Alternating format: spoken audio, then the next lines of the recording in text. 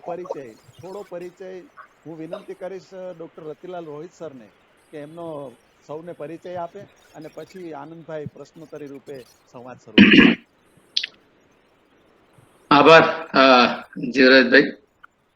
સૌ સન્માનનીય સર્જક મિત્રો નું હાર્દિક સ્વાગત કરું છું. મુંબઈથી ખાસ જયસિંહભાઈ સોલંકી પણ જોડાયા છે, એમનું પણ સ્વાગત. આજે ત્રીજા સર્જક સાથે આપણે સંવાદ કરી રહ્યા છીએ. સમ્યક સર્જક સંવાદ શ્રેણી અંતર્ગત સૌ પહેલા પ્રવીણ ગઢવી સાહેબ, પછી ભીના વણકર સાહેબના આજે એવા જ મોટા ગજાના અધિકારી રહી ચૂક્યા છે અને એટલું મોટા ગજાનું સર્જન કરી ચૂક્યા છે તેવા આપણા સૌના માનીતા અને જાણીતા સર્જક બી કેસર શિવમ સાહેબ આપણી વચ્ચે છે. એમનું સૌથી વિશેષ યોગદાન સમાજમાં પણ રહ્યું છે અને સાહિત્યમાં પણ રહ્યું છે. સમાજમાં એ રીતે રહ્યું છે કે એમણે નાનપણથી જે દુઃખો સહન કરી અને અધિકારી અને છેક આદિજાતિ વિકાસ નિગમના કાર્યપાલ તરીકે, નિયામક તરીકે કામ કર્યું ત્યાં સુધીનો એમનો જે વિશાળ અનુભવ છે, એ અનુભવોથી એમણે સમાજમાં ઘણું મોટું કામ કર્યું છે ને એ જ એમના અનુભવો આપણને સાહિત્યમાં કામે લાગ્યા છે. એમનું સૌથી વધારે સર્જન જેમને આપણે આજ સુધી યાદ રાખી શકીએ એવું નવલકથા અને વાર્તા ક્ષેત્રે રહ્યું છે.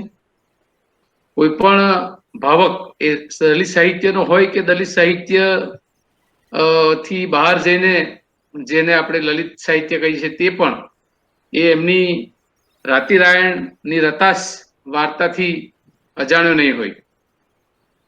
અને એ વાર્તાએ જેટલું એમને માન અને ઇનામ અકરામ કરતા પણ જે પ્રસિદ્ધિને પ્રેમ આપ્યો છે એ સૌથી ઉત્તમ રહ્યો છે, શ્રેષ્ઠ રહ્યો છે.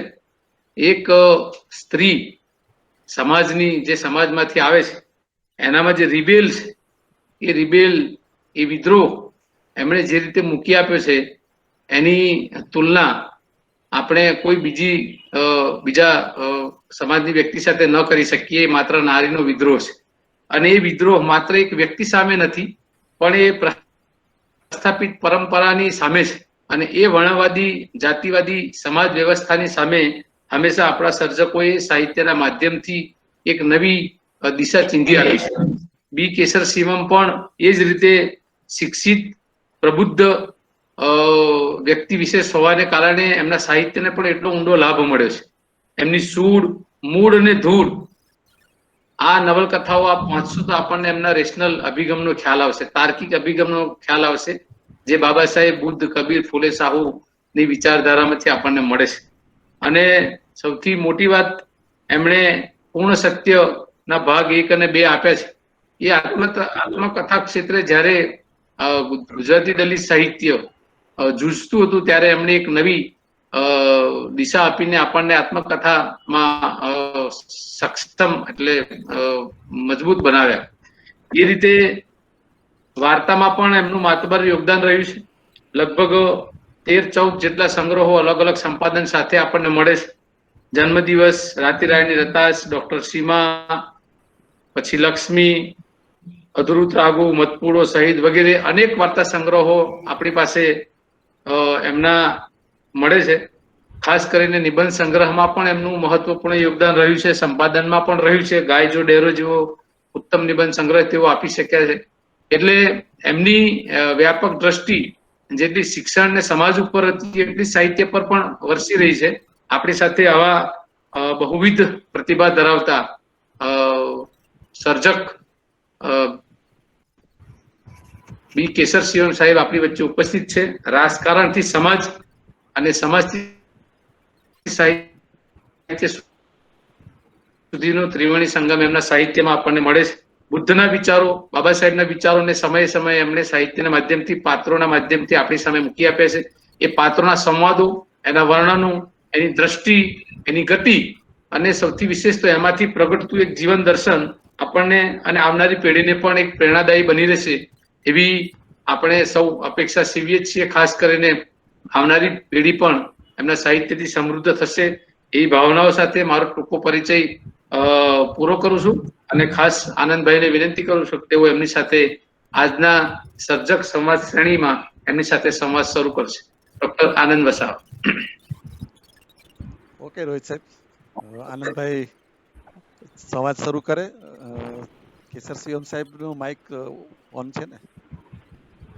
હા, ચાલુ છે. યસ યસ અવાજ આવે છે ને? યસ યસ, અવાજ આવે છે, મારો અવાજ આવે છે ને? આવે છે, આવે છે. ઓકે, આનંદભાઈ. બિલકુલ અવાજ પહોંચે છે કેસર પહોંચે શિવમ છે સાહેબ, પૂરેપૂરું. સરસ રીતે. હા, તો સર્જક સંવાદ શ્રેણીના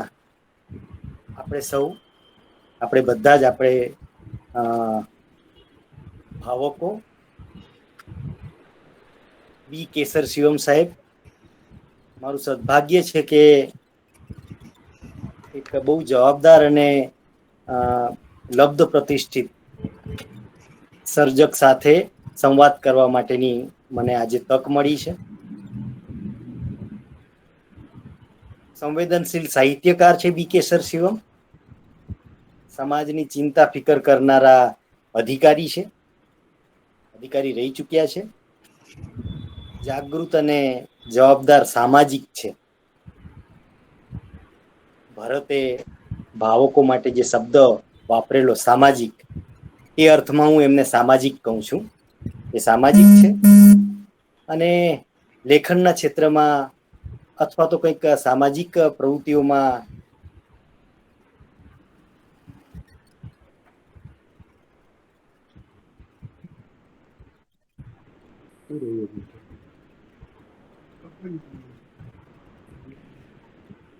અવાજ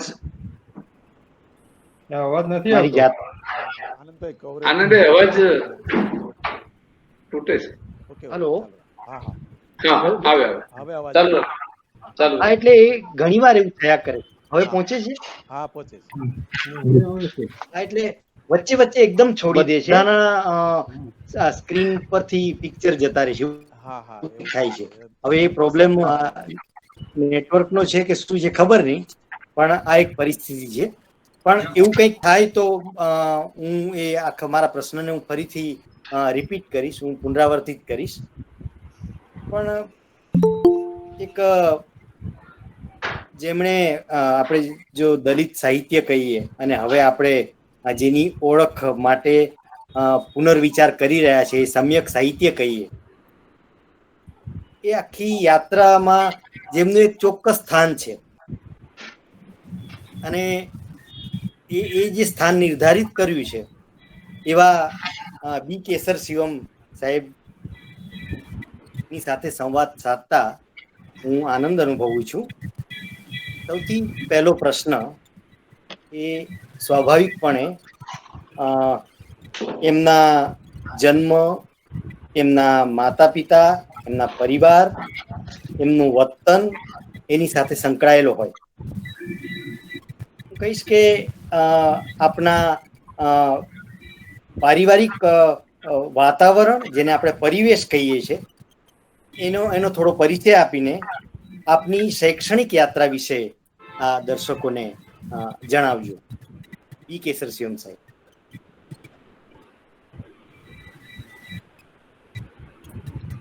જીવરાજભાઈ, હાજી. જુનાગઢ તો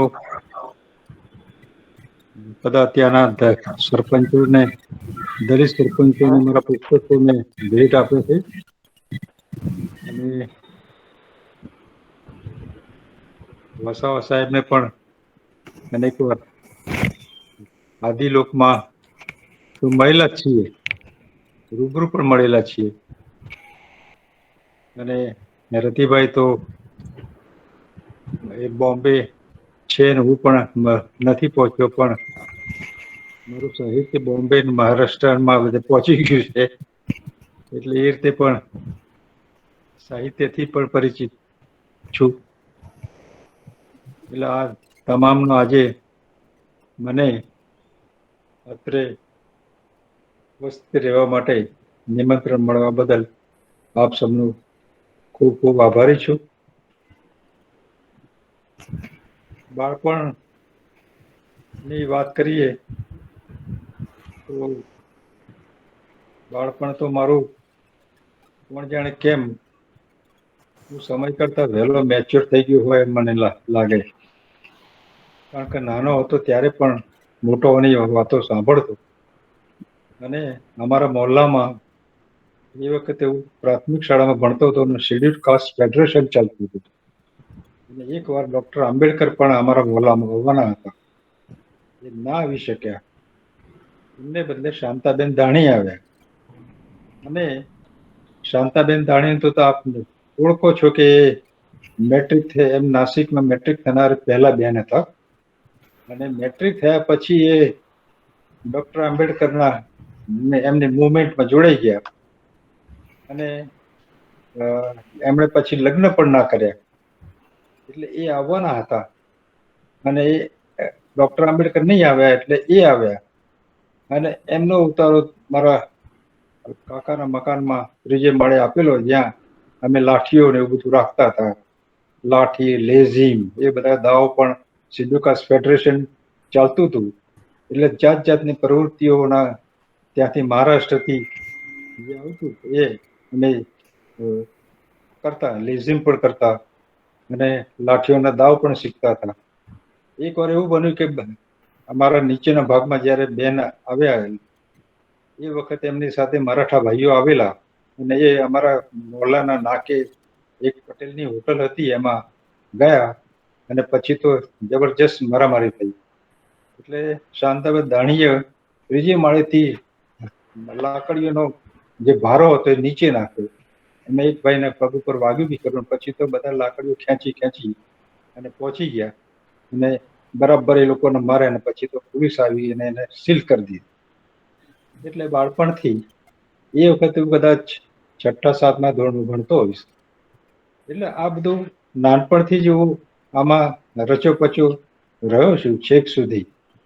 અને બાબા સાહેબના વિશે તો એ વખતથી જ મારી ઇંતજારી ખૂબ રહેતી. એટલે હું અમદાવાદ પણ જતો, જ્યાં આવા કઈ પ્રોગ્રામો હોય એટલે ત્યાં પહોંચી જતો. અને છેક કિશોરાવસ્થા રહી ત્યાં સુધીનું મેં મારી આત્મકથાનું જે પૂર્ણ સત્યનો પહેલો ભાગ છે, એ પૂર્ણ સત્યના પહેલા ભાગમાં ફક્ત ને ફક્ત મારી 10મા ધોરણ સુધી હું જે ભણ્યો અને જે મારી પ્રવૃત્તિઓ હતી એના 25 ચેપ્ટર મારા બાળપણના શૈશવના મેં 25 ચેપ્ટર લખ્યા છે પહેલા ભાગમાં. એટલે એ આપ વાંચશો તો ખ્યાલ આવશે કે બાળપણ કેવું વીત્યું છે, કિશોરાવસ્થા કેવી વીતી છે. અને છતાંય ભણવાનું ચાલુ રહ્યું છેક સુધી. મજૂરી કરતા, નોકરી કરતા. મજૂરી પણ કેવી કરી છે મેં. મિલમાં બોઇલરની આગળ જે ખનિજ કોલસા હોય છે, એ ખનિજ કોલસા બહારથી લાવીને એને ટુકડા કરવાના હથોડીથી. હાથમાં ફૂલ્લા પડી જાય. નાના કરીને પછી બોઇલરમાં નાખવાના. દર અઠવાડિયે બોઇલર પાછું સાફ કરવાનું. એની અંદર બધી ભસ્મ હોય. બોઇલરની અંદર બેસીને એને ઘસીને સાફ કરવાનું. પછી રાખોડી બહાર ફેંકવા જવાની. એ રાખોડીની ટોપલીઓ હું જયારે ઉપાડતો ત્યારે એ જે વાંસની ટોપલીઓ હોય ને એમાંથી રાખ નીચે પડતી અને એ આખા શરીર ઉપર પડતી. એટલે પેલા બાવાઓ સાધુઓ જેમ ભભૂત લગાવતા એમ હું નાનપણમાં ભભૂત લગાવતો. અને એ વખતે તમને લાગશે કે એ ભભૂત લગાવેલું હતું એ વખતે હું અંગ્રેજીના સ્પેલિંગ ગોખતો હતો. અને એ રીતે મારું ભણવાનું ચાલુ. એટલે ખૂબ મહેનત અને એ કરીને ભણ્યા છીએ. અને 10મા ધોરણ સુધી તો આવતા તો 10મા ધોરણમાં જે હાઈસ્કૂલમાં હું ભણતો હતો એ જ હાઈસ્કૂલમાં પાછો પટાવાળો બન્યો. પટાવાળો હતો. થોડો ટાઈમ બાકી રહે બેલ પાડવાનો એટલે બહાર જઈને બેલ પાડી દેતો. એ મારા ભારત હાઈસ્કૂલમાં ગાંધી સાહેબ હતા પ્રિન્સિપાલ, એમણે મને ત્યાં પટાવાળા તરીકે રાખેલો. એટલે આ બધું બહુ નાનપણથી એટલા બધા અનુભવો જાતના અને ભાતના થયા છે કે સાહિત્ય 8મા ધોરણથી જ મારું ચાલુ થઈ ગયું. લગભગ માનો ને 7મા ધોરણમાં હતો ત્યારે તો વાંસદાની વાર્તા હરીફાઈનું મને ઇનામ મળ્યું હતું. અને 8મા ધોરણમાં આવ્યા પછી રાતી રાયની રતાશ મેં લખી. હવે રાતી રાયની રતાશ તો કેટલી હમણાં ઉલ્લેખ બી કયો એનો એ વાર્તાનો. રાતી રાયની રતાશ છે ભાઈ, આખી એની ફેંક પકડીને કહે છે કે તું મને તારી વહુ બનાય, અથવા તો મને ધાઈને પગે લાગીને માં કીને ચાલતો થા. શિક્ષકોમાં પણ બે વિભાગ પડી ગયા કે આવી નગ્ન વાર્તા ના લખાય. બધા શિક્ષકો કે કઈ નહીં, આના કલા તત્વો સામે જોવું જોઈએ. આ બધું ચાલ્યા કરે. મને કઈ, હું 8માં ભણું એટલે મને કઈ કલા તત્વો ના તેને બધું કઈ ખબર નહીં. આ તો 1970માં 75 પછી આપણી આ બધી દલિત સાહિત્યની બધી વાતો થઈને આવી બધું. પણ એ પેલા તમે એટલી બધી દલિત વાર્તાઓ લખી છે કે એક સંગ્રહ પણ એ વખતે તો કરી શક્યો નહોતો, પણ અત્યારે 14 સંગ્રહો મારા થઈ ગયા છે. અને હજુ તો એટલું બધું ભર્યું છે મગજમાં કે અત્યારે તો મને પેલો એક્સિડન્ટ થયો એટલે માંડ બેસી શકું છું, પેલી દંડીથી ચાલી શકું છું ધીરે ધીરે, એ પરિસ્થિતિ છે. પણ ખૂબ ઉજાગરા કર્યા છે રાતના. એક નિયમ બનાવ્યો હતો કે 12 વાગ્યા પહેલા કદી ઊંઘવું નહીં, અને કંઈ પણ વાંચ્યા વગર કદી સૂવું નહીં. નડિયાદમાં ટેલિફોન ઓપરેટરની હું નોકરી કરતો હતો ત્યારે સવારમાં જમવાનું બનાવી લીધો હતો. એ જમવાનું બનાવીને કોલેજ જતો. કોલેજથી આવતો 3:30. 4 વાગ્યાની મારી ડ્યુટી હતી અને મરેડા ભાગોળ નડિયાદમાં હું રહેતો હતો. હવે મરેડા ભાગોળ અને રેલવે સ્ટેશન મારી ઓફિસ હતી. કેટલું આ છેડેથી બીજે છેડે. એ 4 વાગે ડબ્બો ખાવાનો લઈને પાછું 4:30ની મારી ડ્યુટી હતી. 12 વાગ્યા સુધી ઓફિસમાં હોઉં. 12 વાગે પાછું ઘેર છૂટીને જતે 12:30 થઈ જાય. ચા બનાવવું, પીવું, થોડું વાંચું અને પછી ઊંઘવું.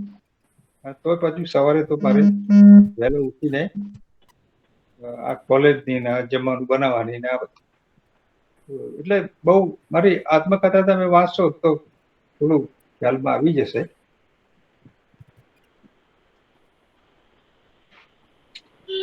બહુ જી આનંદભાઈ નેક્સ્ટ. હા, દલિત સાહિત્યકાર ના અનુભવોમાં સંઘર્ષ પોતે જ એક મૂલ્ય તરીકે આવતું હોય છે.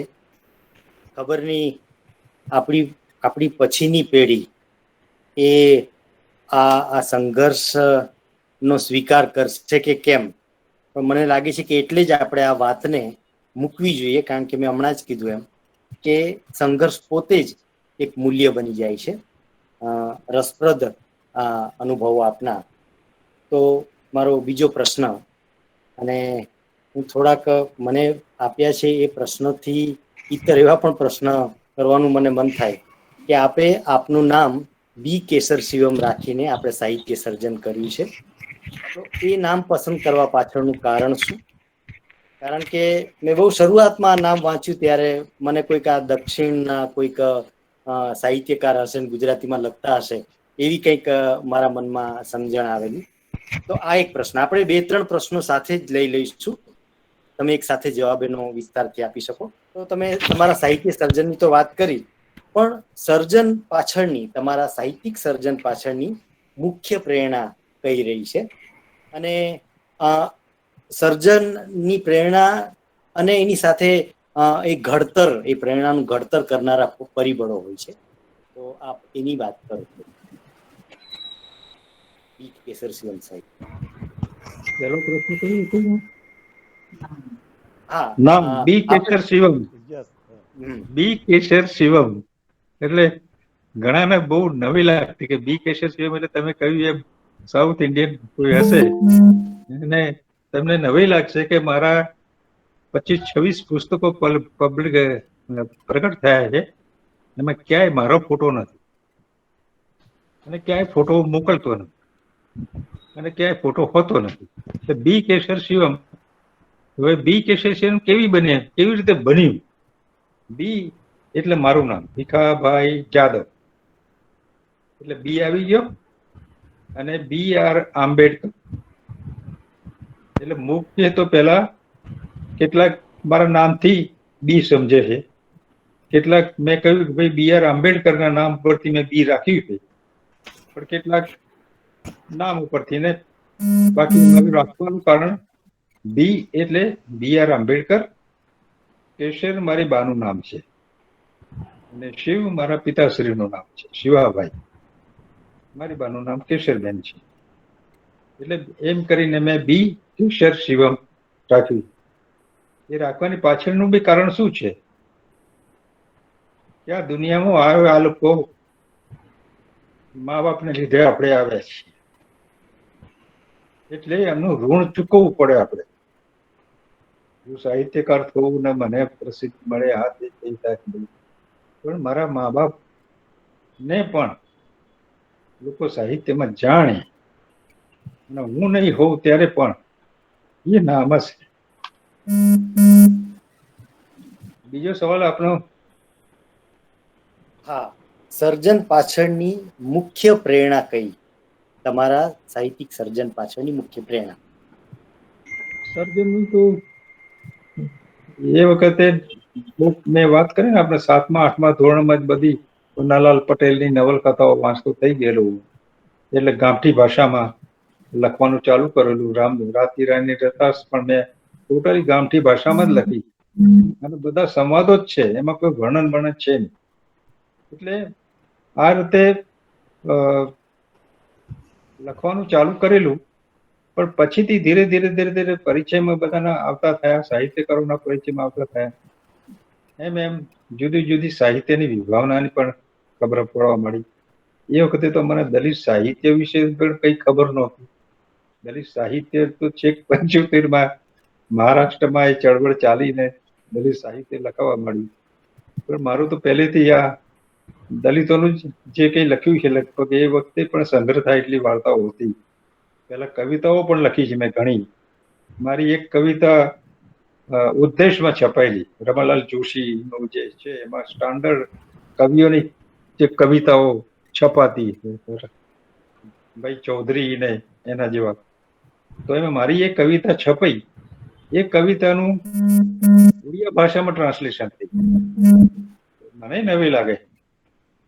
એટલે કવિતાઓ પણ શરૂઆતમાં લખતો હતો, પણ કાવ્ય સંગ્રહ મેં એક પણ કર્યો નથી. આ બધું શોધવું પડે એવું.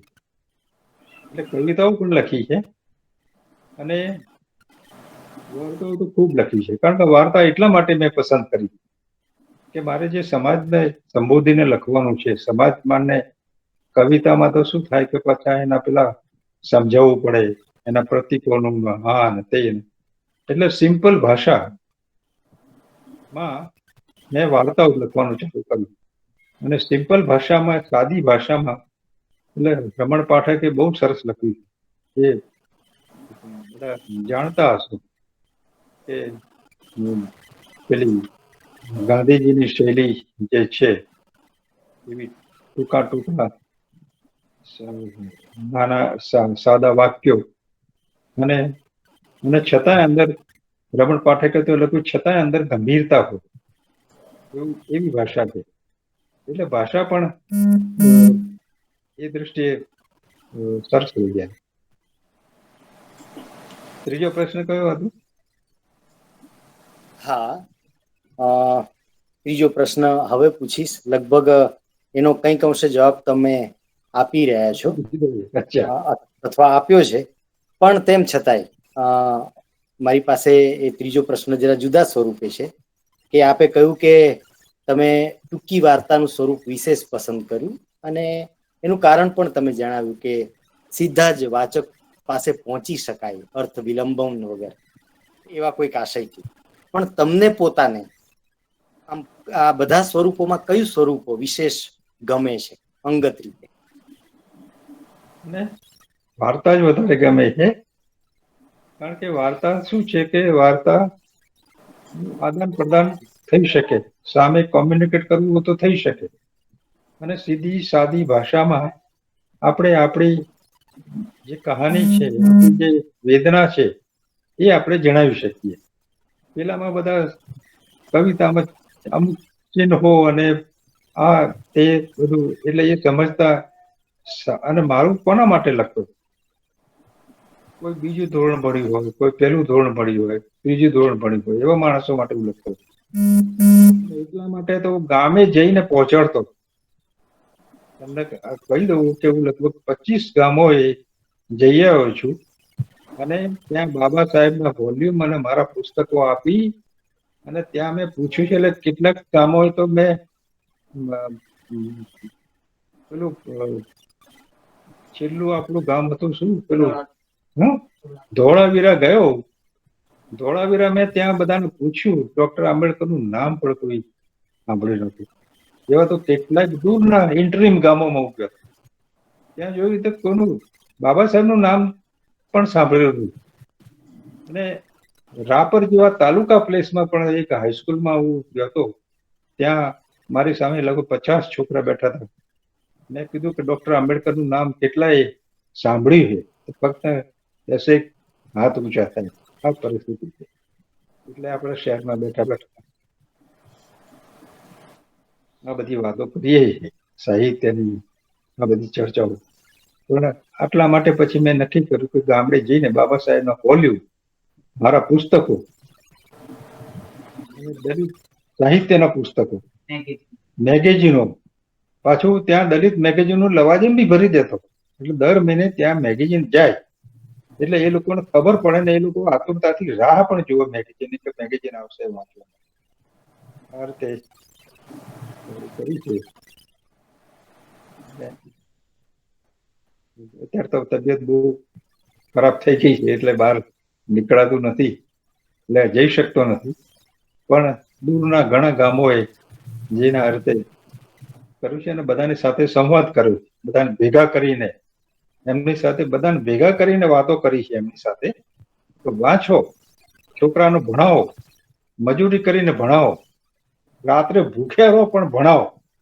કારણ કે બાબા સાહેબે ભણવાનું કહ્યું. એટલે બાબા સાહેબનો સંદેશ લઈ અને હું જતો ત્યાં.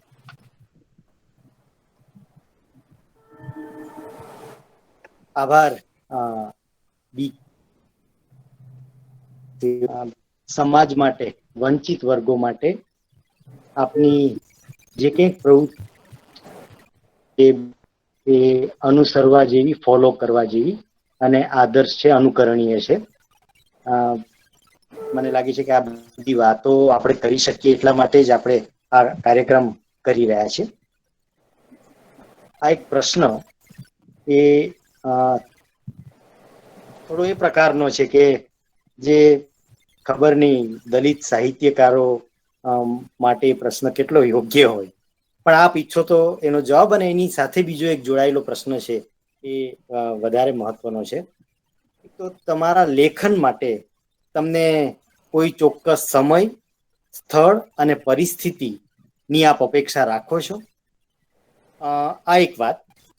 અને એની સાથે જોડાયેલો બીજો પ્રશ્ન કે સર્જન પહેલા અને સર્જન પછી તમે કેવો અનુભવ કરો છો? આપને કેવું લાગે છે? લખવામાં તો મારે એવું કઈ વાતાવરણની જરૂર પડતી નથી. ગમે તે વાતાવરણમાં હું લખી શકું. બાજુના પડોશમાં ઝઘડો ચાલતો હોય તો પણ હું મારું વાર્તાઓ લખી શકું. ઓસરીમાં બેઠો બેઠો લખતો હોઉં, બાજુમાં એ લોકો કકડાટ કરતા હોય, એક પણ બિલકુલ એ તરફ મારું ધ્યાન ના હોય. એટલે જે ધ્યાન કેન્દ્રિત કરીને લખવાનું જે છે એ કોણ જાણે કેમ કુદરતી રીતે હું કુદરતનો આભાર માનું છું કે એ કોઈ અસર કરે નહીં. સાંભળું ખરો, સંભળાય બી ખરું, પણ લખવામાં કોઈ અસર ના થાય. ત્યારે પણ હું લખી શકું છું. મારે તો બાજુમાં એટલો બધો કકડાટ હોય એટલે લખી શકું છું. અને બીજો કયો પ્રશ્ન પછી? બીજું હતું સર્જન પહેલા અને સર્જન પછી તમે કેવો અનુભવ કરો છો? આપનો અનુભવ શું છે? સર્જન પછી આનંદ તો થાય જ, અને સર્જન પહેલા તો અંદર મનમાં એટલો બધો ઉલાટ હોય જે પ્રસંગ બન્યો હોય. દાખલા તરીકે મેં રાતી રાની રદાસ લખી એ વખતે તો કોઈ સાહિત્યકાર બી નહોતો, ફક્ત વિદ્યાર્થી હતો.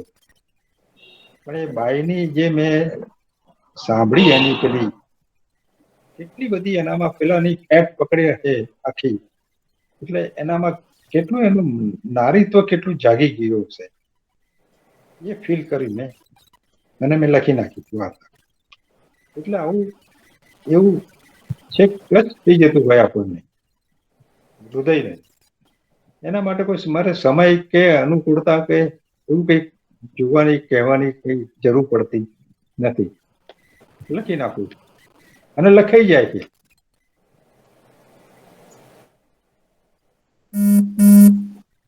બિલકુલ. દલિત સર્જક માટે કોઈ એકાંત કે એવી ચોક્કસ પરિસ્થિતિ, એનો જે કંઈક પરિવેશ છે એ જ એની પરિસ્થિતિ છે, અને એ પરિસ્થિતિથી એ ટેવાયેલો હોય છે અથવા એને ટેવાવું પડતું હોય છે.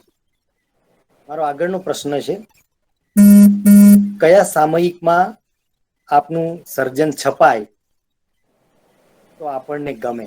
અને એનાથી આગળનો એક પ્રશ્ન એ પણ પૂછું છું કે સૌથી પહેલું તમારું કોઈક લખાણ કે તમારું કોઈક સાહિત્ય એ કોઈ સામયિકમાં છપાયું હોય અને તમને ખૂબ આનંદ થયો હોય તો એની માહિતી આપો. અને ક્યાંક મોકલ્યું હોય ને ન છપાયું હોય, એનું દુઃખ થયું હોય તો એની પણ વાત કરો. આ બહુ સારો સવાલ કર્યો, કારણ પ્રોત્સાહન માટે પણ બહુ જરૂરી હતું કે છપાયેલું કોઈ જુએ એનો આનંદ વધારે હોય છે. અને કુદરતી રીતે મારું લખાણ, હું રાતી રાયની રતાશની જ વાત કરું કે એમાં થોડી અશ્લીલતા આવે છે.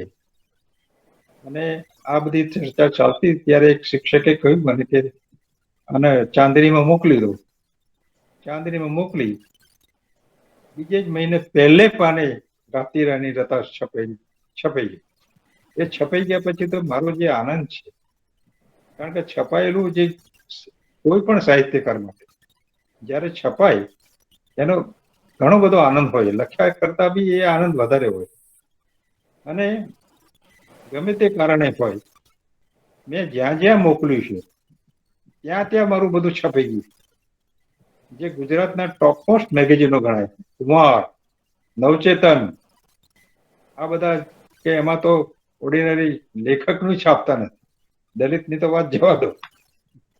પણ નવચેતનમાં 1964માં મારી રેતીનો મહેલ વાર્તા, ફક્ત નાની ટચુકડી વાર્તા છપાયેલી, અને એના ચાંપસીબી ઉદ્દેશી એના તંત્રી હતા.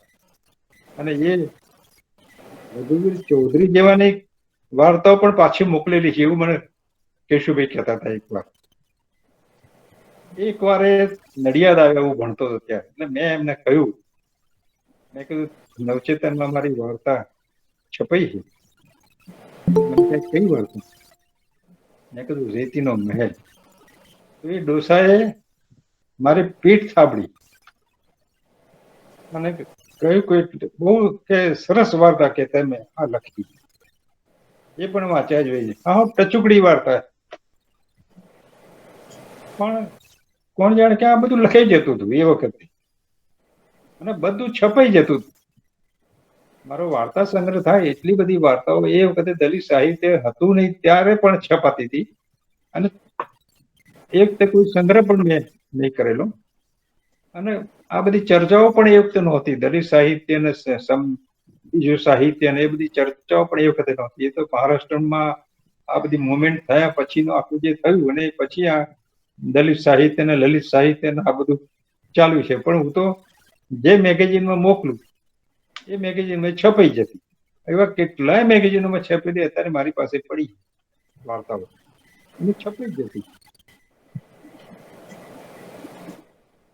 મેં આદિજાતિ ચેતનાની વાર્તાઓ બી લખી છે. એનો આદિજાતિ ચેતનાની વાર્તાઓનો સંગ્રહ બહાર પાડ્યો છે.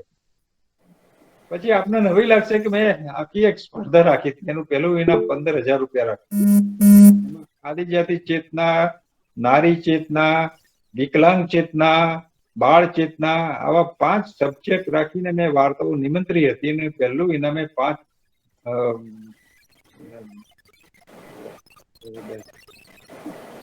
5 15,000 ઇનામ રાખ્યું, 15,000.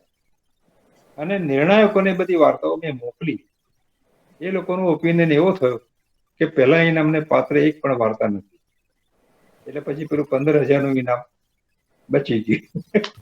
બાકી બીજા ઇનામો બધા વહેંચી દીધા. એવી તો મેં કેટલીય વાર્તા સ્પર્ધાઓ યોજી છે, એક નહીં. કેશરસિંહ વાર્તા સ્પર્ધા, હયાતી વાર્તા સ્પર્ધા.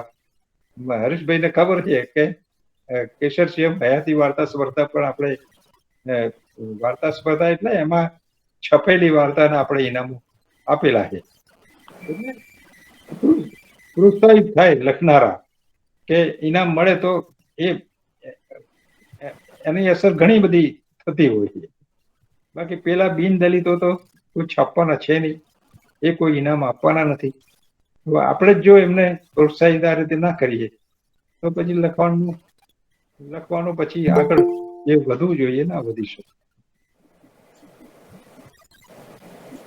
હા, બિલકુલ. આપે આ સ્પર્ધાઓ યોજેલી અને એમાં તમે મને પણ સાંકળવાનો પ્રયાસ કરેલો, એ વાત મને યાદ આવે છે. હા, યસ. મૂળ તો વાત એ છે બી કેશરસિંહજી કે આપ એવા સર્જક છો કે સતત તમે એક ફિકર કરો છો કે સમાજમાંથી, વંચિતોમાંથી લખનારાઓ આગળ આવે. અને દલિત અને જેને આપણે સમ્યક હવે કહેવા જઈ રહ્યા છે, એ સર્જકનું કામ એ માત્ર લખીને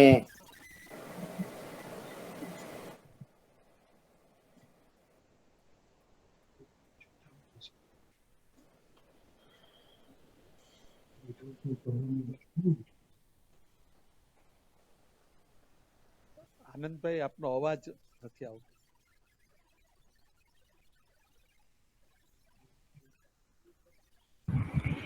અવાજ બ્રેક થઈ ગયો. હા, મને ખ્યાલ આવે છે. હા, રિપીટ કરો. બધાના ચિત્રો જતા રહે છે પણ ફરી પાછું આવી જાય છે. અને જેમ દલિત સાહિત્યકારો એ અકળાયા વગર આટલા વર્ષથી લખે છે, તો આપણે હવે ઘડી બે ઘડી માટે આ પરિસ્થિતિથી બહુ અકળાય નહીં એવું તો આપણે રાખીશું જ. તો દલિત સાહિત્યકાર લખીને હાથ ખંખેરી દેતો નથી, પણ એ ચિંતા કરતો હોય છે કે આ પ્રક્રિયા ચાલવી જોઈએ, આનું સાતત્ય જળવાવું જોઈએ. અને એ જાળવવા માટે આ પ્રયત્નશીલ રહ્યા છો એનો હું એક નાનકડો અમુક ક્ષણોનો કે અમુક પ્રયત્નોનો સાક્ષી પણ રહ્યો છું બી કેશરસિંહજી. બિલકુલ. હવે અમે આપની પાસેથી આપના સમગ્ર સર્જન વિશે, એક જેને એરિયલ વ્યૂ કહીએ, તમારા સાહિત્ય સર્જન વિશે તમે થોડી જરા વિગતે વાત કરો એવી અપેક્ષા રાખીએ આપના સમગ્ર સાહિત્ય સર્જન વિશે. મારા અત્યાર સુધી લગભગ 26 પુસ્તકો પ્રકાશિત થઈ ગયા છે. એમાં સૌથી પ્રસિદ્ધિ મને મારી આત્મકથાએ આપી, પૂર્ણ સત્ય. આપને ખબર છે કે એની ઇંગ્લિશ ટ્રાન્સલેશન કલકત્તાથી પબ્લિશ થયું, એનું મરાઠી ટ્રાન્સલેશન પુનાથી પબ્લિશ થયું છે. અને જે ઇંગ્લિશ ટ્રાન્સલેશન હતું એ કેનેડાની યોર્ક યુનિવર્સિટીમાં 3 વર્ષ સુધી અભ્યાસક્રમમાં હતું. અને જર્મનીમાં પણ એના 2 ચેપ્ટર ટીચર્સ મેન્યુઅલમાં લીધેલા. શિક્ષકોને ભણાવવા માટેનું જે મેન્યુઅલ છે એમાં 2 ચેપ્ટર લીધેલા. આ સાહિત્ય, દલિત સાહિત્ય ભારતના સીમાડા છોડીને પણ બહાર ગયું છે. ગુજરાતી દલિત સાહિત્ય એટલે મારી આત્મકથા એ તો મને ખરેખર બહુ એના વિશે તો દક્ષિણ ગુજરાત યુનિવર્સિટીમાં બી, વિદ્યાપીઠમાં ઘણે ઠેકાણે અભ્યાસક્રમમાં હતું. એના પર છોકરાઓ એમફિલ થયા છે. અત્યારે એક છોકરી મારા પર પીએચડી કરી રહી છે, દેવાંગી દવે, બ્રાહ્મણ છે. એ અત્યારે મારા પર પીએચડી કરી રહી. અને લગભગ ઓછામાં ઓછા 25-30 છોકરા છોકરીઓ મારા સમગ્ર સાહિત્ય ઉપર એમફિલ પીએચડી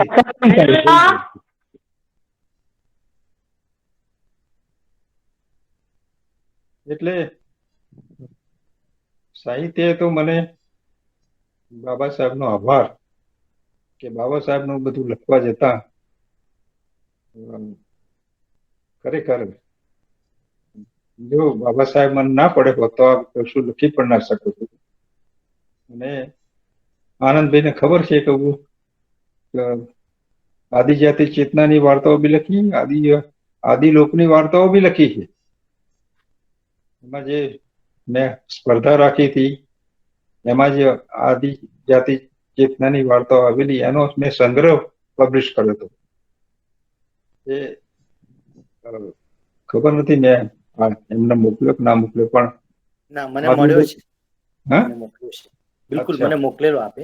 આ છે મારી પાસે. આદિ લોક માં તો મારું ઘણું બધું છપાયેલું છે. અને મારી 16 નવલકથા એ તો મને ખરેખર પહેલી જ મારી નવલકથા હતી. અને 16 નવલકથા એ તો મને ખરેખર 1.5 જ વર્ષમાં પેલા કહેતા કે હવે એની બીજી આવૃત્તિ કરવી પડશે. અને 16માં અનામત વિશે અગાઉ કશું જ લખ્યું નહોતું. એટલે મેં અનામત આંદોલનને નજર સમક્ષ રાખીને અનામત આંદોલન ઉપર જ મારી નવલકથા 16 લખી છે. અને 16 નવલકથા એ તો ખરેખર એટલું બધું ગજબની મને પ્રસિદ્ધિ આપી. આ મારી પહેલી જ નવલકથા હતી. પહેલી જ નવલકથા એ, અને એ બી પાછો સવર્ણોને બિનદલિતોને ન ગમે એવી વાત. અને એમાં પાછા મેં પાત્રો લીધેલા જજ, કોર્ટના જજ. કારણ કે કહેવાતું હતું કે ફક્ત અસ્પૃશ્યતા ફક્ત ગામડામાં જ છે, શહેરોમાં નથી. પણ શહેરોમાં પણ ઉચ્ચ લેવલના અધિકારીઓ પણ આ ભોગવી રહ્યા છે. એ 16માં જ છે. એટલે આપ 16 ના વાંચ્યો તો વાંચો, વાંચવા જેવી છે, એ ખાસ વાંચવા જેવી. મારી આત્મકથા તો બીજા ભાગમાં નોકરીના અનુભવો બધા મેં લખ્યા છે, એ પણ વાંચવા જેવા છે. અને એની પ્રસ્તાવનાઓ જે લખાઈ છે એ પણ વાંચવા જેવી છે.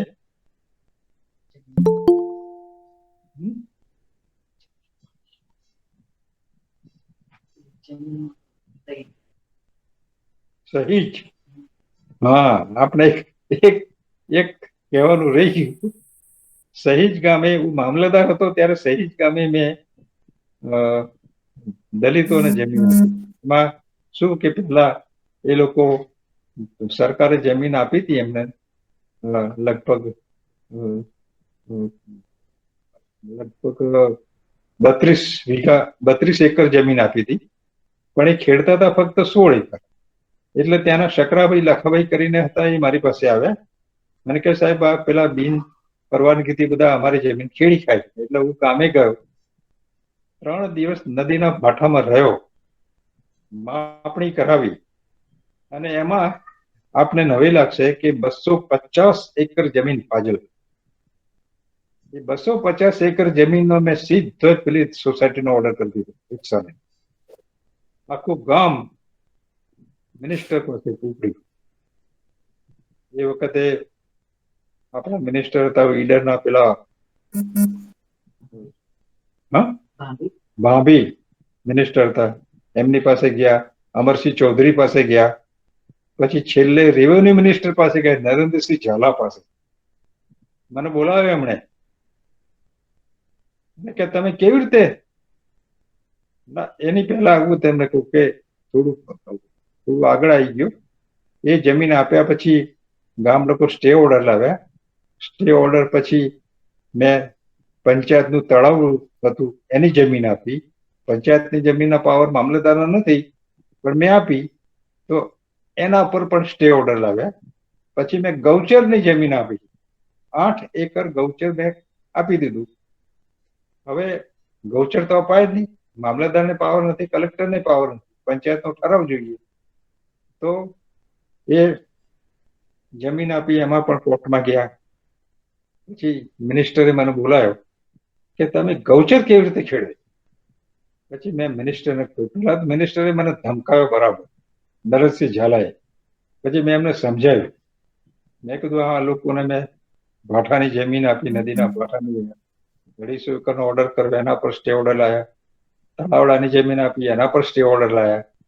અને આ બધા સ્ટે ઓર્ડર જ લાય કરે. પછી મારે દલિતોને કીધું એમનો ભૂખમરો કેવી રીતે નાબૂદ કરવો, એમને ભૂખી કીધું મરવા દઉં. એટલે મેં 8 એકર કીધું આટલી બધી ગૌચરની જમીન આઈડલ પડી છે, જેમાં ખાલી ઢોર બેસવાનું હોય છે, તો આટલી બધી જમીન ગૌચર માટે રાખી છે, ઢોર માટે, અને એમાંથી ફક્ત મેં 10 એકર જમીન દલિતને આપી છે. તો નરેન્દ્રસિંહ ઝાલા તો પાછો રાજપૂત હતો, ખુશ થઈ ગયો.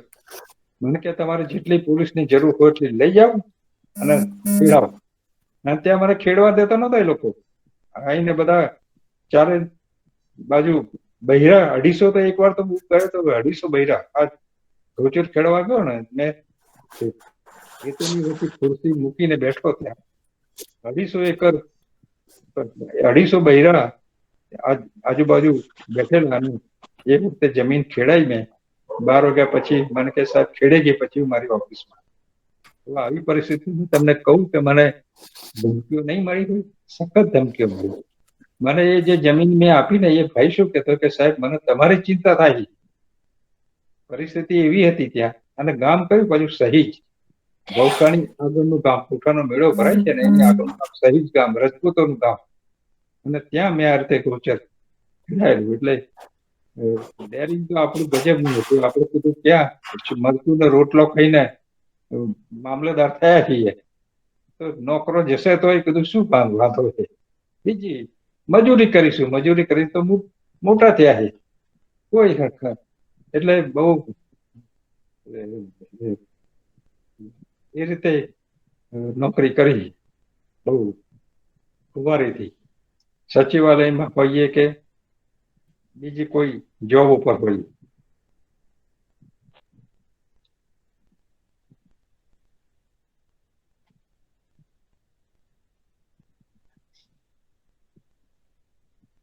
બંધ થઈ ગયું લાગે ને. જે આનંદભાઈ નેક્સ્ટ ચલાવો આગળ. આગળ પ્રશ્ન. હા હા હા હા હા આગળનો બિલ આપે નેટવર્ક જે વાત પ્રોબ્લેમ છે ને. હા બોલો આનંદભાઈ. હા બી કેસર શિવમ સાહેબે ઘણીવાર આદિવાસી અધિકારીઓ જે લોકો નિવૃત્ત થયા છે, ક્યારેક તક મળે ત્યારે મળી જાય ત્યારે એમને પૂછતો હું છું કે તમે તમારા અનુભવો લખો. જો કે ત્યારે મારા મનમાં એક ભાવ એવો હોય છે કે લખવા જેવું કર્યું હોય તો લખી જ શકાય, પણ આત્મકથા લખવા માટે હું જેને આપણે માઇલો કહીએ છીએ ને, મજબૂત જોઈએ, ટટ્ટાર જોઈએ. એ ભલે આપણે કિચડમાં રહેતા હોઈએ, પણ કિચડમાં ટટ્ટાર તો રહી શકાય છે. તમારા તો બહુ સમૃદ્ધ અનુભવો છે. અને અધિકારીઓ, ખાસ કરીને વંચિત સમાજના અધિકારીઓએ, કર્મચારીઓએ, અધિકારીઓ જ નહીં પણ સર્વ કર્મચારીઓ, એક શિક્ષકે પણ પોતાના નાના નાના અનુભવ લખવા જોઈએ. તો આપે એ આત્મકથામાં આખી વાતને આપે બહુ સરસ કહ્યું કે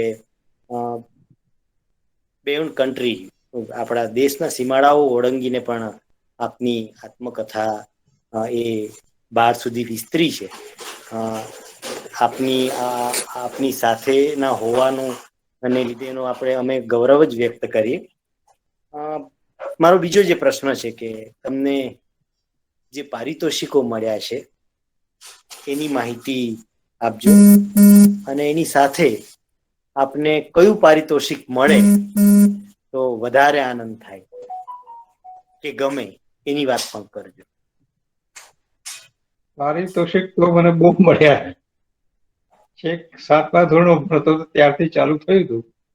તે ઘણા બધા. એટલે મારા મિસિસ હમણાં કહેતા હતા કે આ પારિતોષિક તો આટલો મોટો ફકરો છે. હમણાં મેં એક મારું સાહિત્ય જગત, આ સાહિત્ય જગતની મેં એક બુક હમણાં પબ્લિશ કરી છે. એમાં હા ભાષાભાઈએ પૂછ્યું ને એમાં મારે વાંચવું પડશે, કારણ કે 1956 વાંસદાની વાર્તા સ્પર્ધાનું બીજું ઇનામ મળ્યું. 8મા ધોરણમાં લખેલી વાર્તા રાતી રાની રતાશને 10મા ધોરણની વાર્તા રેપાઈમાં પ્રથમ ઇનામ મળ્યું. આ બધું હાઈસ્કૂલ દરમિયાન. જે વખતના પ્રસિદ્ધ વાર્તામાં શ્રી ચાંદનીમાં પહેલે પાને પ્રગટ થઈ હતી. રાજભવનમાં મારા વાર્તા સંગ્રહ ડોક્ટર સીમાના વિમોચન ટણે રમલા જોશીએ વક્તવ્યમાં આ રાતી રાની રતાશની કેસરીની ગુજરાતી સાહિત્યના ચિરંજીવી સ્ત્રી પાત્રોમાં ગણના કરી હતી. 1967માં સ્ત્રી સંદેશ વાર્તા સ્પર્ધાનું ઇનામ મળ્યું. 1995માં ગુજરાત સમાચાર વાર્તા સ્પર્ધાનું ઇનામ મળ્યું. 1999માં સંદેશની નવલકથા સ્પર્ધાનું મૂળ અને ધૂળને બીજું ઇનામ મળ્યું. 2001માં જન્મદિવસ વાર્તા સંગ્રહને ગુજરાત સાહિત્ય અકાદમીનું બીજું ઇનામ મળ્યું. 2002માં દલિત સાહિત્ય અકાદમી સંતોષમાં સુવર્ણચંદ્રક મળ્યો. 2003નો સંત શ્રી દાસજીવન એવોર્ડ શ્રેષ્ઠ કૃતિ તરીકે મારી આત્મકથા પૂર્ણ સત્યને મળ્યો. 2010નો સંત કબીર એવોર્ડ મળ્યો. રાતી રાની રતાશને શ્રેષ્ઠ વાર્તા સંગ્રહ તરીકે દલિત સાહિત્ય અકાદમીનો 2010નો એવોર્ડ મળ્યો. દલિત સાહિત્ય અકાદમીનો શ્રેષ્ઠ દલિત સર્જક એવો 2012માં મળ્યો છે.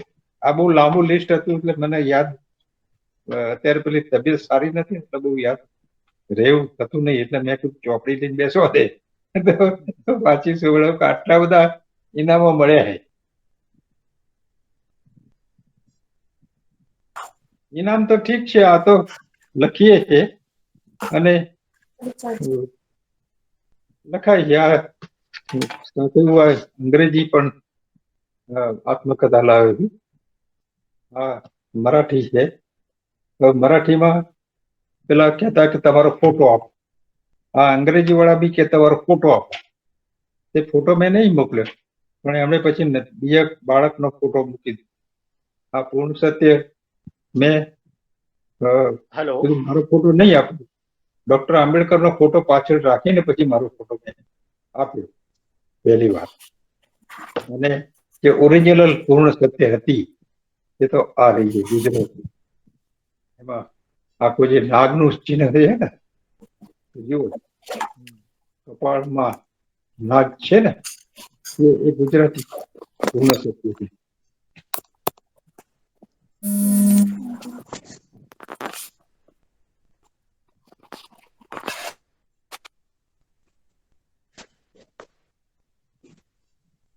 ઓકે, આપનો કોઈ વિશિષ્ટ શોખ હોય તો શ્રોતાઓને દર્શકોને જણાવજો. સર્જકના કોઈક શોખને જાણવું પણ ગમે એના વાચકને. અને બીજું, આમ તો સર્જક માટે આપણે એવું કહી શકીએ કે એનું પ્રથમ શોખ અને પ્રથમ પ્રેમ તો એની લેખનની દુનિયા હોય, એના વાંચનની દુનિયા હોય. પણ તેમ છતાંય સર્જક આખરે માણસ છે અને એને કોઈક શોખ હોઈ પણ શકે અને એને વિશિષ્ટ રીતે રિચાર્જ પણ કરે. એની વાત કરજો. અને એની સાથે બીજો પ્રશ્ન એ છે કે તમે કોઈક ચોક્કસ ઉદ્દેશથી કોઈક કાર્ય કર્યું હોય અને એ કાર્યમાં આપને સફળતા મળી હોય અથવા નિષ્ફળતા મળી હોય, પણ આપને એનાથી સંતોષ થયો હોય, એવા કોઈ કાર્યની માહિતી એ દર્શકોને આપજો.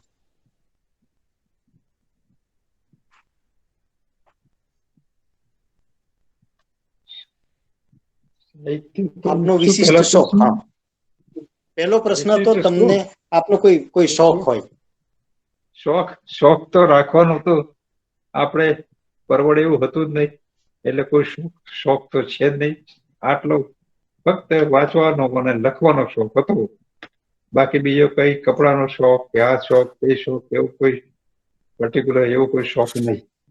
ખાવાનો નહીં, કશું જ નહીં. મરચું રોટલો ખાઈ મોટા થયા હોય પછી ખાવાનો શોખ ક્યાંથી હોય? વાંચવાનો શોખ ખાસ. જ્યાં મળે ત્યાં પાનું રસ્તામાંથી મળે તો, એક નાનો હતો ત્યારે પાનું મળે તો પાનું વાંચતો ખૂબ વાંચતો. બીજું કોઈ સવાલ પૂછ્યો? હા, બીજું હતું કે તમે કોઈ આ ઉંમરનો તકાદો છે. અત્યારે 81 વર્ષ મને થયા છે, એટલે મારે પૂછવું પડે છે કે બીજો સવાલ કયો છે? બિલકુલ. બીજો પ્રશ્ન કે તમે કોઈ ચોક્કસ આશયથી કોઈ વિશિષ્ટ ઉદ્દેશથી કંઈક કામ કર્યું હોય અને એ કાર્યની સિદ્ધિથી તમને કંઈક વિશિષ્ટ આનંદ થયો હોય, કંઈક મજા પડી હોય, તમે તમારા જીવનમાં કરેલા કોઈ એકાદ કાર્ય વિશે વાત કરો. ખાસ કરીને તો આ ગામડામાં જે હું પુસ્તકો લઈને જઉં છું અને ત્યાં વિદ્યાર્થીઓ જોઉં છું, ખરેખર આપણને દયાજનક સ્થિતિ લાગે. અત્યારે સ્થિતિ સુધરી હોય તો ખબર નથી. અને હા, હિજરતી ભાઈઓ જે હમણાં જ બુકણાવાસના લોકો હિજરત કરીને બેઠા હતા, એમને ત્યાં જઈને મેં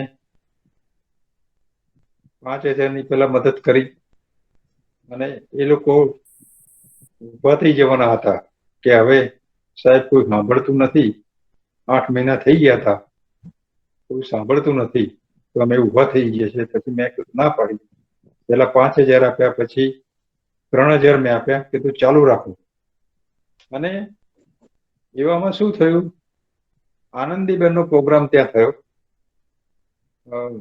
15મી ઓગસ્ટ.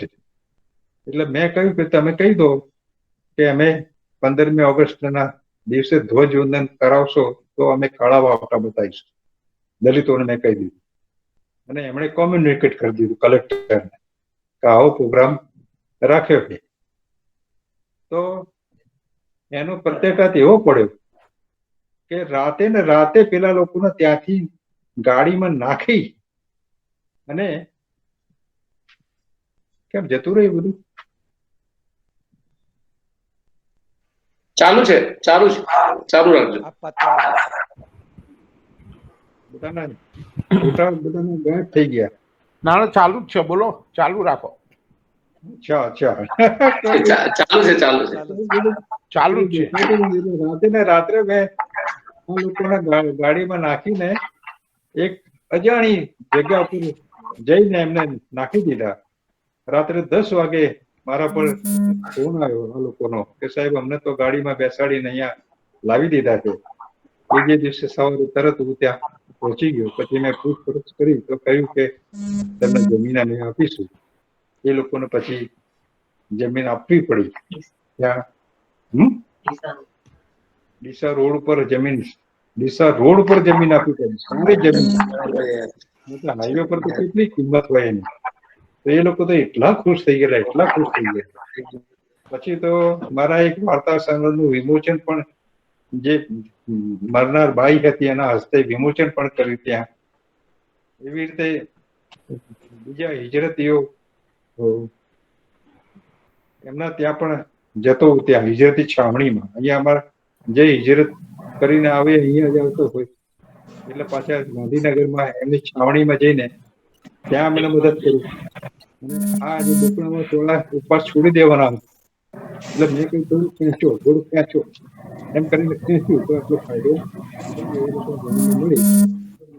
અને સુરેન્દ્રનગરમાં પણ આપને નવી લાગશે કે ગુજરાતમાં આટલું બધું આગળ પડતું સ્ટેટ છે, પણ હજુ 2003 અને 2002 થી હિજરત ચાલુ છે. 2002માં પેલા વિસનગર તાલુકાનું ગામ છે ધાડા. ના ગાડાનું તો ખરું જ, એ તો ભૂલી ગયો છું. પણ વાલમ પાસેનું ગામ છે, વાલમ પાસેનું ગામ વિસનગર. એ ભાઈની સાથે આજ સવારે જ મારે વાત થઈ. મને કે સાહેબ હજુ મને જમીન મળી નથી. 2002 ની વાત છે, 2002 ની. એ પછી તો એ લોકો ગમે ત્યાં જ્યાં ત્યાં ઉઠવાઈ ગયા, ત્યાર સુધી તો રાહ જુએ નહીં. હવે એમાંનો એક ભાઈ કેશુભાઈ મુખ્યમંત્રી જે હતા, એક્સ મુખ્યમંત્રી કેશુભાઈ પટેલ, તો એમના પણ એમના બંગલે જઈને મળી આવેલો આ લોકોને જમીન આપવા માટે. હા,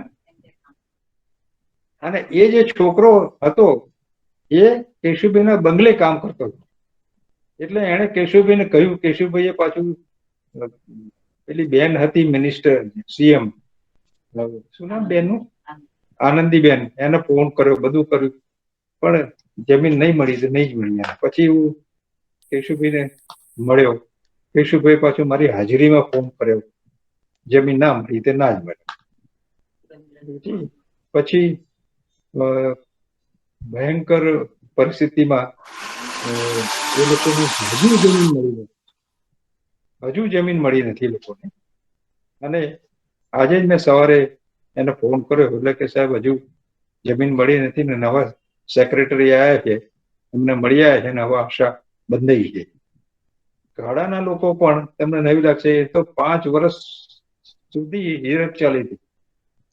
અને પેલા લોકોએ બોલાયા હતા ત્યાં દિલ્હી, રામવિલાસ પાસવાન દિલ્હી બોલાયા, રામદાસ આઠવલે મુંબઈ થી આવ્યા, એ લોકોને મળ્યા. એ મુખ્યમંત્રી હતા આપણા અત્યારે પ્રાઇમ મિનિસ્ટર છે ને મોદી, એ મુખ્યમંત્રી હતા, એમને મળ્યા, એમણે બી નહીં આપી. બહુ વિશે એટલી તકલીફો. તમે આપણા શહેરમાં બેઠા બેઠા બધી વાતો કરીએ, પણ ગામડામાં તમે જો તો 5 વર્ષ સુધી કલેક્ટર ઓફિસના કમ્પાઉન્ડમાં આ લોકો બેઠા હોય. એ લોકોને મેં આર્થિક ઘણી મદદ કરી અને એમને પણ પછી છેવટે જમીન મળી છે, મકાનો તૈયાર થઈ ગયા છે, લોકો રહેવા બી છે જતા રહ્યા. એટલે આનંદ છે લોકો આટલું કર્યા પછી. આવી તો ઘણા બધા કિસ્સા છે, બહુ લાંબુ ચાલે છે. હે સુરેન્દ્રનગરમાં તો હજુ જુઓ એ હજુ ચાલુ છે. બે વખત હું સુરેન્દ્રનગર જઈ આવ્યો, ત્યાં કલેક્ટરને મળી આવ્યો, પણ હજુ ચાલુ જ છે, મેળ નથી પડ્યો હજુ. અને આપણા શહેરમાં બેઠા બેઠા બધી દલિત સાહિત્યની વાતો કરીએ છીએ. ગામડામાં પરિસ્થિતિ તમે જુઓ તો આંખમાંથી પાણી આવી જાય.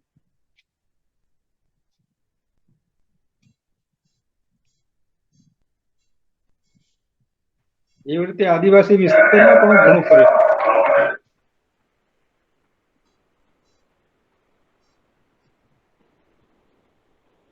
બંધ થઈ ગયું શું? ના ના, જે ચાલુ રાખો આનંદભાઈ. નેક્સ્ટ પ્રશ્નમાં આગળ વધો. નેટવર્ક નો પ્રોબ્લેમ છે. હા હા, થોડો છે પણ વાંધો નહીં આવે. આનંદભાઈ આગળ ચાલો. આવે. આનંદભાઈ સંભળાયું ને તમને? હા, સંભળાય સંભળાય. આદિજાતિ ચેતનાની વાર્તાઓ તો મેં લખી, પણ આદિવાસી વિસ્તારમાં બહુ ફરે છે. આપને ખબર છે. તો તમારો અવાજ સંભળાતો નથી. Mic mic unmute. હા, સોરી.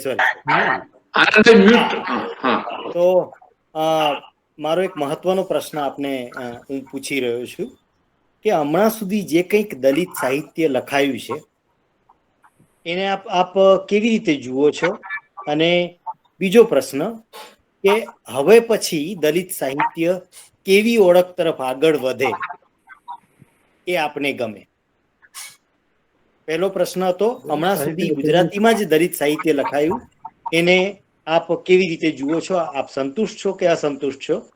અને બીજો પ્રશ્ન, દલિત સાહિત્ય કઈ દિશામાં આગળ વધે તો એ વધારે સારી પરિસ્થિતિ ગણાય? આ બે પ્રશ્નો. દલિત સાહિત્ય અત્યારે તો હવે મને ઓછું લખવા મળ્યું છે. હરીશ મંગલમ સાહેબ ને પણ ખબર છે, બહુ ઓછું સાહિત્ય લખાય છે. મહારાષ્ટ્રની ખબર ને, મહારાષ્ટ્રમાં તો ગજબ શરૂઆત જ ત્યાંથી થયેલી અને ત્યાંથી જ પ્રેરણા મળેલી ગુજરાતમાં પણ અત્યારે હવે ઓછું લખાય છે. અને અત્યારે જે લખનારા બધા શહેરમાં છે, એટલે એ પેલા જે અનુભવો ગામડાના જોઈએ એમની પાસે નથી. એમને એ દશા જોઈ નથી દલિતો. અને જૂની પેઢી નવી પેઢીને હવે એમાં પણ લાગે કે આ બધું શું દલિત સાહિત્ય, દલિત કર્યા કરું છું. અત્યારે પાછી પરિસ્થિતિ એવી પણ ઉભી થઈ છે, એટલે દલિત સાહિત્ય લખવું એ કેટલાકને શરમ પણ આવતી હશે, એવી પરિસ્થિતિ ઉભી થઈ છે. હવે તો દલિત સાહિત્ય આખું સમ્યક સાહિત્ય, એટલે એમાં દલિત, એસટી, ઓબીસી એ પણ બધા આવી જાય એ ટાઈપનું આખું સમ્યક સાહિત્ય રચાવા માંડ્યું છે ધીરે ધીરે. અને એમાં પછી પેલું મને લાગે દલિત સાહિત્ય પણ એમાં વિલીન થઈ જશે કદાચ. દલિત શબ્દ થી પણ કેટલાક લોકોને થોડી એ છે એમને. એટલે હવે દલિત સાહિત્યને બદલે સમ્યક સાહિત્ય, આંબેડકરી સાહિત્ય, મહારાષ્ટ્રમાં બધા આંબેડકરી સાહિત્ય તરીકે લખતા હોય છે. એ પણ સારો પ્રયોગ છે, કારણ કે બધું આંબેડકરના લીધે જ ચાલુ છે. મારી લાઈફમાં બી આંબેડકર સિવાય કશું જ નથી. એ ના હોત તો કશું જ થત નહીં, કશું લખત બી નહીં. એટલે અને મારા તો ઘર આંગણે આવવાના હતા અને ઓચિંતાને નહીં આવી શકે પણ એમના પ્રતિનિધિઓ. એટલે હું તો નત મસ્તકે એમના લીધે જ આટલું લખી શકે. અને હજુ જોઈએ, હજુ તો ઘણા બધા અનુભવો બાકી છે. હું તો સ્વસ્થ થઈશ પછી લખવાનું ચાલુ કરીશું. બરોબર. બિલકુલ. બહુ જ મહત્વની વાત આપે કરી કે દલિત સાહિત્યનો જેને આપણે મેરુદંડ કહીએ એ આંબેડકરી દર્શન છે. અને એ પણ એક વિકલ્પ હોઈ શકે. આપણે જેમ હમણાં એને આપણે સમ્યક સાહિત્ય કહી રહ્યા છે અને આપણે એની બહુ જ સરસ વાત કરી. આગળનો પ્રશ્ન એ છે કે આપના અંગત પુસ્તકાલયમાં આપ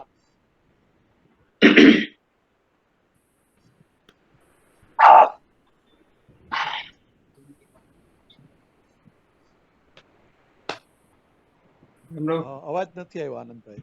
નેક્સ્ટ પ્રશ્ન પહોંચે છે બી રિપીટ કેસર કરો. શિવમ? હા, હા હા હા, હું ફરીથી પૂછું છું. હા. હા, આપના અંગત પુસ્તકાલયમાં આપની પાસે પુસ્તકો છે એની માહિતી આપો. ખાસ કરીને આપને ખાસ આપના પુસ્તકાલયમાં રાખવા જેવા ગ્રંથો લાગ્યા હોય એની થોડીક વાત કરો. મારી પાસે લગભગ આશરે 2000 પુસ્તકો હશે. મેં ગણ્યા નથી અને એથી પણ કદાચ વધારે હોઈ શકે, કારણ કે ઘણા બધા પુસ્તકોનો શોખ પહેલેથી જ હતો. એટલે પુસ્તક ખરીદી જ લેતો. ખરીદીમાં બી ઘણા બધા પુસ્તકો છે. દલિત સાહિત્યનું તો ખરીદી જ લેતો. જયારે કોઈ પ્રોગ્રામ હોય, કોઈના ભૂમિકોનો પ્રોગ્રામ હોય તો ખરીદી લેતો. નોટ ઓનલી ધેટ, એ ખરીદીને એવું પાછું બીજાને વહેંચતો હતો. દાખલા તરીકે પહેલી જ પેલી દલિત સાહિત્યના સંતોની બુક પબ્લિશ કરી દલપત શ્રીમાળીએ, તમે સીધી જ 5 ચોપડીઓ લઈ લીધી. એ 5 લઈને પછી 5 એક મારી પાસે રાખીને 4 વિદ્યાર્થીઓને આપી દીધી. એવી રીતે બીજા પણ લોકોને સામટી 5-10 પુસ્તકો ખરીદી લેતો અને વિદ્યાર્થીઓને એ રીતે ડિસ્ટ્રીબ્યુટ કરતો. મારે ત્યાં આવે તો એને પકડાઈ દેતો તો વાંચો. મારું પુસ્તક તો હોય જ. અને આ ગામડે ગયા પછી મને બહુ ખરેખર આનંદ થયો કે છોકરાઓ હવે થોડું થોડું એ બાજુ વળશે એવું લાગે. જોઈએ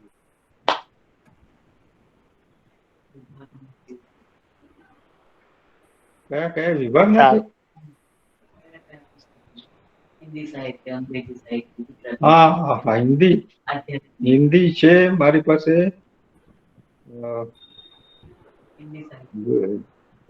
ઇંગ્લિશ છે. ઘણા બધા પુસ્તકો છે. કાયદાના પુસ્તકો છે, કારણ કે મેં LLB બી કર્યું છે. એટલે LLB કોર્ટમાં બી જઉં છું. કાળો કોટ બી પહેરે છે. પણ આ દલિતોને મદદ કરવા માટે જ કાળો કોટ પહેરે છે, પૈસા કમાવા માટે નહીં. ત્યાં એમને મદદ કરવી, એમને માર્ગદર્શન આપવું, ખાસ માર્ગદર્શન આપવા માટે. એટલે આ બી એક બાકી હતું, એ કરી નાખ્યું હતું મેં LLB નું. સરસ. આધ્યાત્મિક પુસ્તકો મારી પાસે ઘણા. આપની ભાવનાઓની ખાસ કદર કરીએ છીએ. સમાજની સામે આપે કરેલી પ્રવૃત્તિઓ એ ખરેખર બેશકપણે મૂકવા જેવી આખી એક ઘટના છે.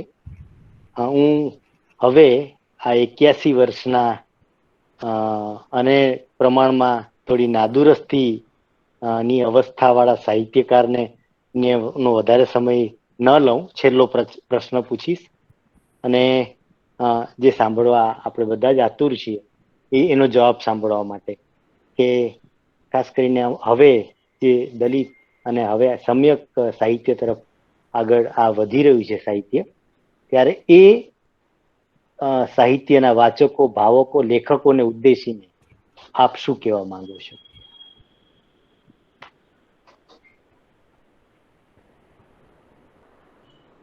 હું એમને એ જ કહું છું કે ખૂબ વાંચો, ખૂબ લખો અને લખ્યા પછી એનું પાલન કરો. પાલન કરવું એ અગત્યનું. હું વાંચું એ જુદી વાત છે, પણ આવી રીતે ગામડે જઈને એમને મળવું, આ કરવા જેવું છે. ગામડે જવા જેવું છે. મહિનામાં એકાદ કોઈ ગામડું તમે સિલેક્ટ કરો અને જઈ આવો, ગામડામાં જાઓ, જવા જેવું છે. દૂરના ગામ, એટલા માટે મેં દૂરના ઇન્ટરિમ ગામો સિલેક્ટ કર્યા હતા કે જ્યાં લાઇટે ના હોય. એક ગામે ગયો તે લાઇટે નહોતી, એટલે ગામે તો મોહલ્લે જવાનો રસ્તો પણ નહોતો, હું ચાલતો ચાલતો ગયેલો છું. એટલે આ કરવા જેવું કામ છે. એક મહિને ના જાઓ તો 2 મહિને જાઓ, એકાદ ગામ સિલેક્ટ કરો અને એક ગામે જઈ આવો અને બધાને ભેગા કરીને આ બધી વાતો કરો, થોડા પુસ્તકો લઈ જાઓ અને એમને ડિસ્ટ્રીબ્યુટ કરો. કારણ કે બાબા સાહેબે પણ કહ્યું છે કે લેખન વગર, વાંચન વગર કશું જ નથી. એટલે બાબા સાહેબ પણ આ લખી વાંચીને જ એમણે એ શરૂઆતમાં બધા 2 મેગેઝિન, જનતા અને એ બધા મેગેઝિનો શરૂઆતમાં બાબા સાહેબ કર્યા હતા. કારણ શબ્દના સહારા વિના કશું થવાનું નથી.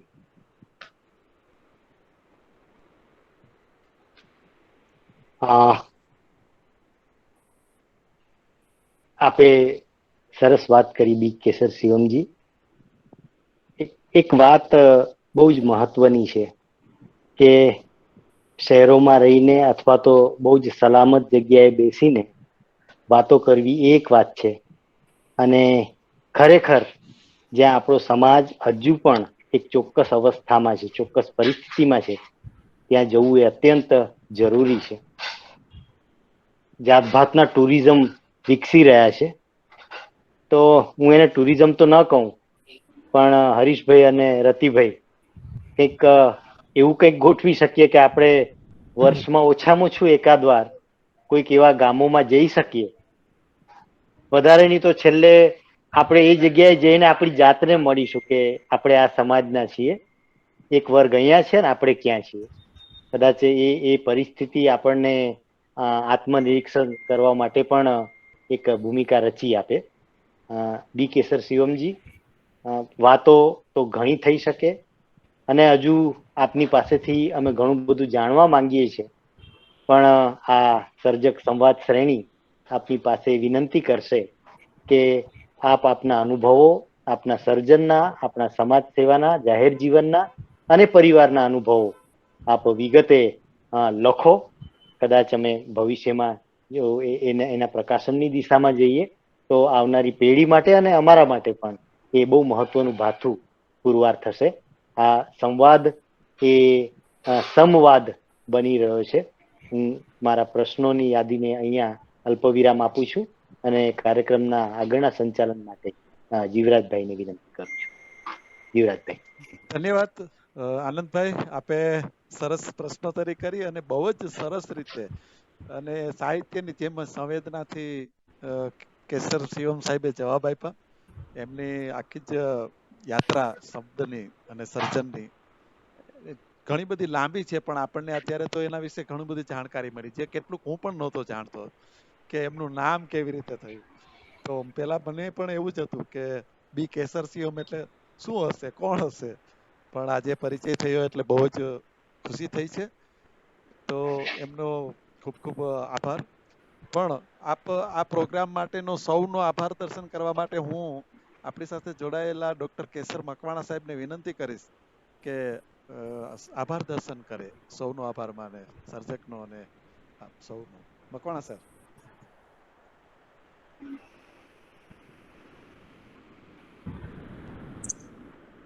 જી જય ભીમ સૌને.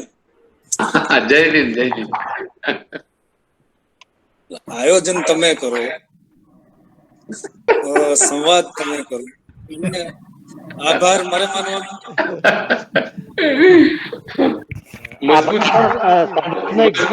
આભાર માને એવું છે. આભાર પણ સંવાદનો જ એક ભાગ છે કેશરભાઈ. ભાવનગરમાં ભાવ વધારે છે. ભાવનગરમાં ભાવ વધારે છે. સારું, અમે મિત્રો સંયોજકોએ જે સરસ મજાનું આયોજન કર્યું છે સર્જક સાથેના સંવાદનું, એ ઘણું મૂલ્યવાન સાબિત થશે. ખાસ કરીને તમે દસ્તાવેજીકરણ કરવાનો ઉપક્રમ રાખ્યો છે આ ઇલેક્ટ્રોનિક મીડિયાના જમાનામાં, તો એ ખરેખર સરાહનીય. આવતી પેઢી માટે આ બધા સંવાદો સંગ્રહાય અને એનો પ્રચાર પ્રસરે તો એ બહુ મૂલ્યવાન કામ કરી રહ્યું છે. અને આપણી આગલી પેઢીના સર્જકોથી શરૂ કરીને જૂની પેઢીના સર્જકો જેમનું સાહિત્ય વાંચીને આપણે સાહિત્યને સમજતા શીખ્યા અથવા તો એમના વિશે કશું લખવા વાંચવા શીખ્યા છીએ, એવા મોટા ગજાના સર્જકોના ત્રીજા મણકામાં ડી કેસર શિવમ સાથે આપણે સંવાદ રચ્યો. આનંદભાઈએ જે સહજતાથી અને સરળતાથી ડી કેસર શિવમ સાહેબ સાથે એમની સર્જકતાનો અને એમની ઉંમરનો તકાજો રાખીને જે વિનમ્રતાથી કેટલીક સહજ પ્રશ્નોત્તરી રૂપ જે કેટલાક સંવાદો કર્યા અને એમાંથી આપણને ઘણું જાણવા મળ્યું. ખાસા 20-25 લગભગ પરમાર સાહેબ છે, દાનભાઈ વાઘેલા છે, મુકલમજી છે, ઘણા નામ લઈ શકાય, પણ એ બધાના નામ ન લેતા બધા મિત્રો છેક સુધી એમાં જોડાયા.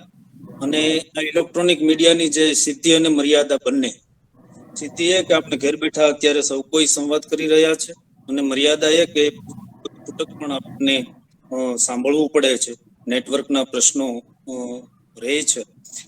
તો એ બધા સિદ્ધિ અને મર્યાદાની વચ્ચે આપણે સૌ જોડાયેલા રહ્યા અને બી કેસર શિવમની સર્જકતા વિશે, વ્યક્તિત્વ વિશે આપ સૌએ ખૂબ જાણ્યું. અને આ કાર્યક્રમને એટલે કે આ ઇલેક્ટ્રોનિક સંવાદને આપ સૌની ઉપસ્થિતિથી જ એ સફળ થયો છે. એટલે બી કેસર શિવમ સાહેબનો પણ આભાર અને આયોજકોનો પણ આભાર. આનંદ એ વાતનો થયો કે આટલા મોટા ગજાના સર્જક હોવા છતાં, જેને આપણે સાવ સાદી ભાષામાં ડાઉન ટુ અર્થ કહીએ છીએ, એવી સહજ અને એવા સરળ વ્યક્તિત્વનો એક સાક્ષાત્કાર આપણને થયો છે. આનંદભાઈએ જયારે પૂછ્યું કે મંગલમભાઈ ડી કેસર શિવમ સાહેબને કે આપનો શોખ શું, એમ તો કેટલી સહજતાથી એમણે કહ્યું કે શોખ તો એક પરવડે એવો નહોતો, અને છતાં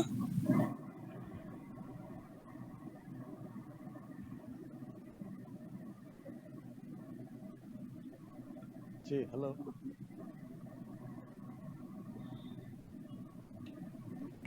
અવાજ કપાઈ અવાજ કપાય. ગયો. ચલાવો આગળ.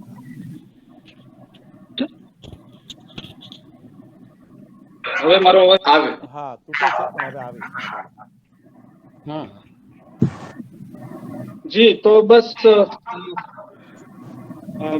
મોબાઈલ રજા માંગતા હશે, બેટરી આપણને થોડી તકલીફ આવે છે, પણ આ સંવાદમાં આપ સૌ જોડાયા, આપ સૌએ આવડા મોટા સર્જકને એનો સાક્ષાત્કાર કરાવ્યો એ માટે ડી કેસર શિવમ સાહેબનો ખૂબ ખૂબ આભાર. અને આનંદભાઈનો અને જે વડીલો મિત્રો અને વિદ્યાર્થીઓ કે અધ્યાપકો જે પણ કોઈ જોડાયેલા છે બનાવવા માટે, એ સૌનો ખૂબ ખૂબ આભાર માનું છું. ખૂબ ખૂબ ધન્યવાદ. થેન્ક યુ મકવાણા સર, આપનો પણ આભાર. અને હવે અંતમાં અંતમાં મારે ખાલી એટલું સહેજ એક સજેશન કરવું છે કે શક્ય હોય તો 8:30 પૂરું કરવું, એટલા માટે કે 8:30 છે ને બાબા સાહેબની એક સિરીઝ આવે છે આંબેડકર ચાલુ જોતા હોય. સિરીઝ હા સિરીઝ યસ ચાલે. બિલકુલ આંબેડકર ની સિરિયલ ચાલુ. એટલે હા શક્ય હોય તો 8:30 પૂરું થઈ જાય હા. એવો ઉપક્રમ રાખવો સૌએ. યસ આપનું બસ, સૂચન જી. આવકાર્ય ના, છે બરાબર. અને સ્વીકાર્ય પણ છે આપનો હા. આપણો ના, સમયસર શરૂ કરીશું હા અને સમયસર પૂરું કરીશું. યસ ચોક્કસ યસ ચોક્કસ. જી. સરસ. આપણે 7 થી 8 નો જ સમય રાખ્યો છે પણ થોડો હા સંવાદમાં અત્યારે સમય વધારે પણ જરૂર પડે હમ. ત્યારે લંબાઈ પણ છે જી જી. આપણે 8:30 તો પૂરું કરીએ છીએ એવું આપણું પૂરું કરીશું. રાખશું પણ schedule. એટલે આપણે બધા આ શીખીએ જ છીએ પણ જી શીખતા શીખતા હવે આપણે અ, આપણું દલિત સાહિત્ય ઘણી ઉંમરનું થઈ ગયું છે ને આપણે પણ હવે શીખવું જોઈએ કે એ વાત આપણે પણ ઉંમરના થઈ ગયા છે. ના ના હું ઘણા સમયથી આ ત્રણ કાર્યક્રમો જોયા છે મેં. અ, Yes. જે મેઇન સ્ટ્રીમ ના કાર્યક્રમો જે ઓનલાઈન ચાલતા હોય છે ટુ ધ પોઈન્ટ અને સમયસર ચાલતા હોય છે આપણે પણ એમાંથી શીખવું જોઈએ. આપણે પાછળનું પાથરવામાં રાત કાઢીએ તો શું ક્યારે હા એવું બિલકુલ ન થાય. એવું ન થાય એ ના પણ ના જોવું. બિલકુલ બરાબર. પણ એટલે આ બધા સવાલ મિત્રોને વધારે બધા વધારે. મિત્રોને સમય ફાળવી દેવો કે તમારે 10 મિનિટમાં પરિચય આપો હા કે ભૂમિકા બાંધવામાં 5 મિનિટ છે વગેરે પણ એનાથી વધુ લાંબુ ન થાય એ આપણા સૌના માટે સારું છે. યસ જી ઓકે થેન્ક આપનું યુ. સૂચન આવકાર્ય અમને પણ એવું જ લાગતું હતું કે સમયસર આપણે ચાલીએ તો સારું રહેશે ટેકનોલોજીની પણ મર્યાદા એમાં નડે છે પણ છતાં આપણે સમયસર કરીશું હવે પૂરું કરતા પહેલા આવતા શુક્રવારે શિવજી રૂખડા સાથે આપણો સંવાદ છે તેઓ બગસરા રહે છે અને એમની સાથે સંમતિ મળી છે અને એના પછીના શુક્રવારે 17 સપ્ટેમ્બરે દાન વાઘેલા સર સાથે આપણે સંવાદ કરીશું ઓહ, તો એ બંને સર્જકોના સંવાદમાં પણ આપ સૌ સામેલ થાઓ જોડાઓ અને જેવી રીતે આજે પણ આપણે સૌએ આ કાર્યક્રમ માણ્યો જાણ્યો અને સૌને આનંદ થયો એ રીતે આપણે આગળ ચાલતા જ જઈશું અને આપણું આ કાર્ય અવિરત ચાલશે વધારે સરસ રીતે ચાલે વધારે ટેકનોલોજી સરસ. અને બાકીની મર્યાદાઓને ઓળંગીને પણ આપણે બધું સારું કરીએ એવા અમારા પ્રયાસો રહેશે આપ સૌના સજેશનો પણ હવે આ બાબતે તો આવકાર્ય છે તો અહીંયા આપણે સમાપન કરીએ છીએ ધન્યવાદ જય ભીમ જય ભીમ, જય ભીમ.